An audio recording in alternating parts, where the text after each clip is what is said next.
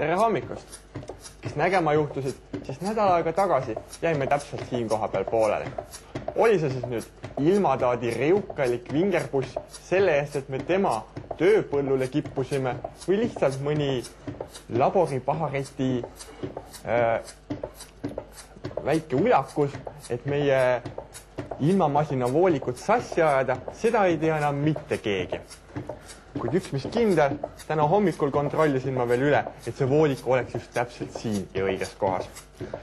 Sa oled nüüd siin juba kõvasti ähkinud ja puhkinud, et meile siia purgi sisse ilusat ilma ja kõrgrõhkkonda tekitada, aga nagu kõikide asjadega, ükskord saavad need ikka otsa.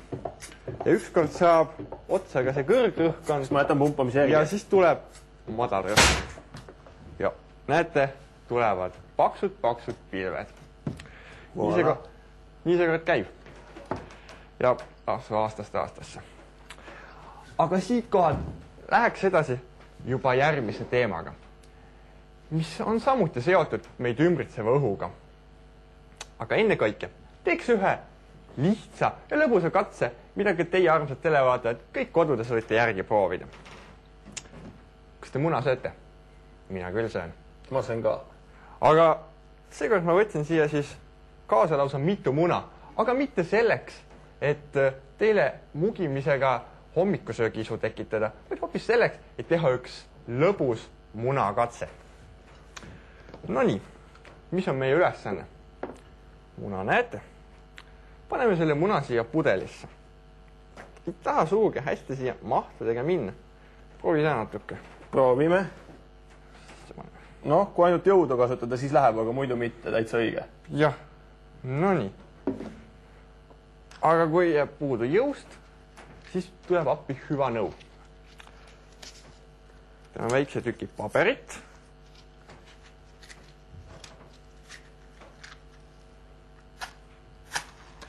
Paneme selle põlema. Siit otsas sisse. Ja muna järgi. Nagu näete, pumpsti. Väga lihtne. Kas pole? On. Aga mismoodi... Mis tal toimus? Kuidas munapudelisse läks? Äkki proovid ise ka? Proovi. Muidu me ei veena võib-olla televaateid ära. Jah, et võib-olla saad mingi füüsik teeb mingisuguseid fookus. Saan jälle... Nii. Näppe ära põleta. Ja pane muna järgi. Loosti. Muna oli natuke suurem kui pudeli kael, sellepärast läks katki lausa. Aga mis siin siis toimub? Tegelikult on see õhu ja gaaside üleüldse väga üldine omadus. Kui neid kuumutada, siis nad paisuvad, kui nad jahtuvad, siis nad tõmbavad kokku. Kui me panime siia põleva paberi sisse, siis me kuumutasime selle õhu ülesse. Ta paisus, tuli siit suures osas välja. Kui paber ära kustus, õhk hakkas jahtuma, tõmbas kokku, siin tekkis õrendus ja siis juba väline õhurõhk pressis selle muna lupsti siia sisse. Nii lihtne see siis ongi. Aga kuidas seda muna siit seest kätte? Mul tekib samasugune küsimus, kui ma tahan seda pudelit maale viia vanaema juurde, kes võiks sellesse panna näiteks maitsvat mustsõstramohla, siis sellist pudelit ma ei saa talle viia. Täiesti õige. Aga äkki proovid seda muna siit kätte saada? Sinu juhistele vastavalt iga kell. Mis sa arvad, kas nagu võiks seda muna siit üritada välja imeda või välja puhuda? Üks võimalus on üritada noaga sonkida, kui siis jääb meie ilusast hommikusöögist väga vähe vist järgi. Ja see oleks ka intelligentne katse, aga anna õpetussõnad. Tundub küll väga selline loogiline, et võiks ju välja imeda. Aga targad inimesed räägivad, et hoopis kasulikum on puhuda. Nii et proovi. Kui kõvasti ma pean puhuma see pudelisse? No nii kõvasti, kui sa jõuad. Ja muna hüppab teile lausa suhu. Tuligi koos selle paberiga, mis seal ümber põlenud oli. Nii lihtne see ongi. Et muna pudelist välja puhuda. Kunagi oli üks laul ka panen pudelisse, muna see on nüüd leidnud kinnitust. Just. Aga võib ka mingeid muid asju üritada siia pudelisse panna. Pall. Hoian. Paneme väikse tüki paberit jälle põlema. Ja vaatame, mis juhtub.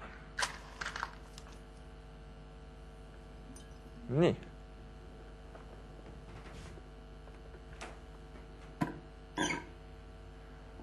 Natuke vist peaaegu siiski. Aga peaaegu.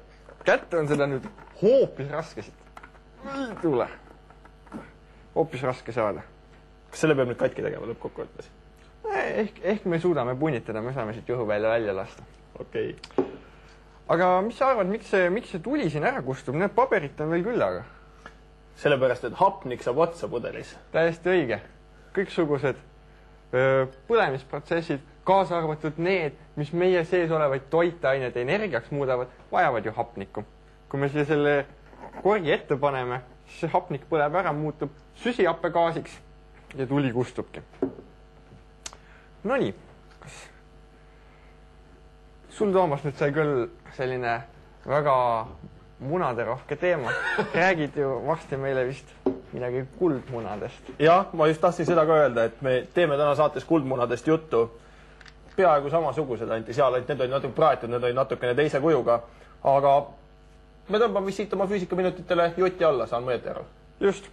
Aga teile, kes te veel ei ole näinud kõiki meie katseid või tahate mõnda uuesti vaadata, siis olete te igati teretulnud meie uuest veebikodus aadressil www.füüsika.ee.